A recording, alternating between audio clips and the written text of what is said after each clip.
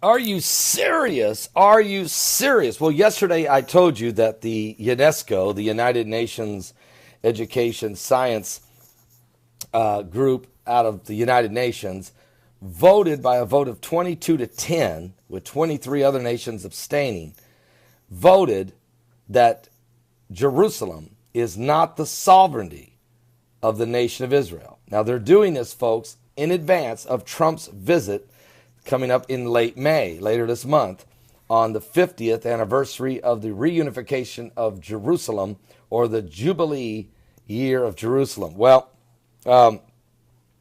now we have information that what they did in that vote, and they did it in Paris, France, what they did may have been prophesied by a rabbi 900 years ago. Matter of fact, in an act too poignant to be coincidental, the United Nations Educational, Scientific, and Cultural Organization, or UNESCO, not Nabisco, not Tabasco, UNESCO. Let's get it right. Well, they passed a resolution at a meeting in Paris yesterday denying Israel's sovereignty over Jerusalem and they did it on yesterday, the 69th day of independence of Israel.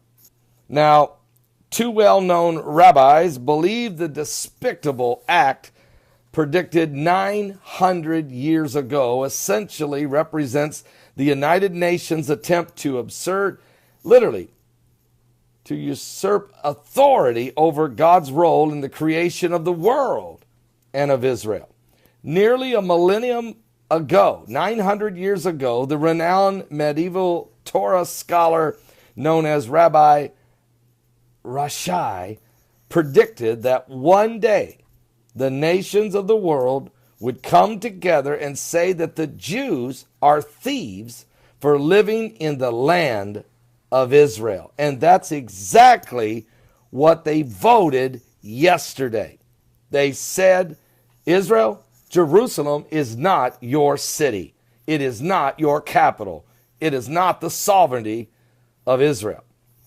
And so this man prophesied that this would happen, and he prophesied it 900 years ago. Now, what's really wild about that is Israel was nowhere even close to being a nation 900 years ago. So what he was saying was Israel would end up being a nation. They would be living there, and there would be a day come when they would be told, the nations of the world would come together and say, you are thieves. You are living, you do not have the sovereignty to live in that land of Israel. Well, that's exactly what they did. Matter of fact, in a Torah commentary, the words of Rabbi Rashi is teaching that the same power that created the world created the land of Israel, specifically for the Jews.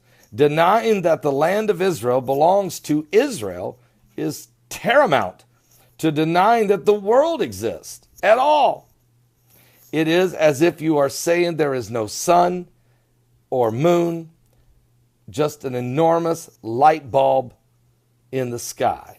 Well, this is interesting, very interesting, that this prophecy of 900 years ago would actually take place. But they record stuff. It's unbelievable. These rabbis, they hang on to these prophecies for centuries, and that's quite amazing.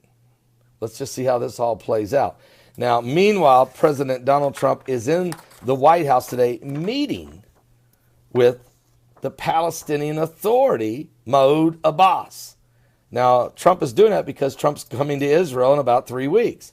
So he wants to be fair, and he's starting the process, what he would hope would be the peace process. So today, President Donald J. Trump will welcome President Mahmoud Abbas of the Palestinian Authority to the White House and will seek his commitment to work with us to advance peace efforts between the Israelis and the Palestinians. The president believes that peace is possible and that the time has come to make a deal. So let's just see how this all plays out, guys. I mean, unbelievable. So you have the vote by these nations yesterday, which was poking Israel right in the eye. Then you have Trump meeting with Mahmoud Abbas in the White House to start the process of talking between the two sides.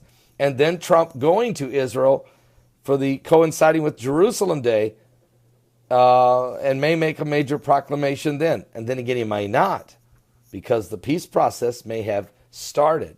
So we don't know how this is going to play out, but we're going to keep a close eye on it. No question, Trump is a major, major supporter of Israel.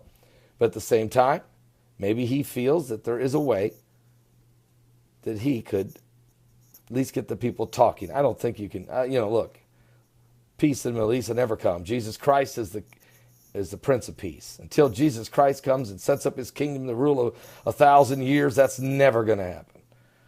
But there will be temporary adjustments along the way. So we'll keep a close eye on the prophecies coming forth right before our very eyes. Something biblical is going on with the signs of the second coming of Christ. Are you saved? Give your life to Jesus Christ, because we truly are running out of time.